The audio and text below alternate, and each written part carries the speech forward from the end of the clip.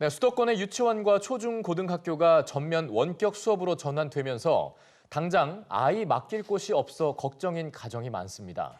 네, 정부는 일단 가족 돌봄 휴가 제도를 활성화하고 기간 또한 연장하기로 했습니다. 송성환 기자입니다. 수도권 유치원과 초중고가 다음 달 11일까지 원격 수업으로 전환되면서 맞벌이 가정엔 다시 비상이 걸렸습니다. 2주간 아이를 집에서 돌봐야 하는데 열흘까지 무급으로 쓸 수 있는 가족 돌봄 휴가를 이미 다 써버렸거나 눈치가 보여 휴가를 더 쓸 수 없는 경우가 많기 때문입니다.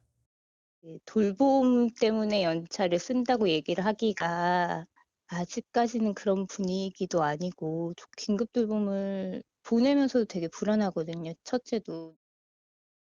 실제 가족 돌봄 휴가 지원 신청은 지난주까지 하루 평균 117건에서 전면 원격 수업 전환이 발표된 25일 290건으로 2배 이상 늘었습니다.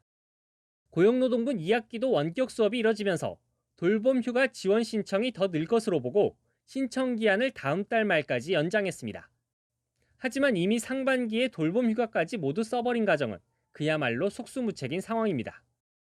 이 같은 돌봄 대란 우려에 청와대와 정부도 대책 마련에 들어갔습니다.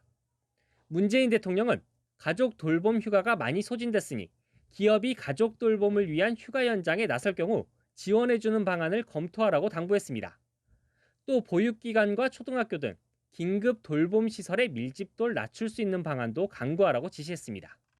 교육부는 돌봄교실 밀집도를 낮추기 위해 한 공간에 10명 내외의 학생만 분산해 배치하기로 했습니다.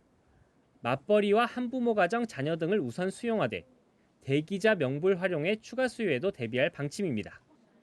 긴급 돌봄을 이용하는 학생에게는 급식을 제공하고 추가 인력을 배치해 학습 지도도 병행합니다. 이재갑 고용노동부 장관은 어제 고용상황 점검 회의에서 가족 돌봄 휴가 연장과 관련된 입법을 적극 지원하겠다고 밝혔습니다. 국회에 발의돼 있는 돌봄 휴가 연장이나 감염병 돌봄 특별 휴가 신설 등을 내용으로 한 법안 처리에 힘을 보태겠다는 겁니다. 하지만 법안 처리와 시행까지는 시간이 걸릴 수밖에 없는 만큼 정부가 당장 급한 대책부터 내놔야 한다는 지적도 나옵니다. EBS 뉴스 송성환입니다.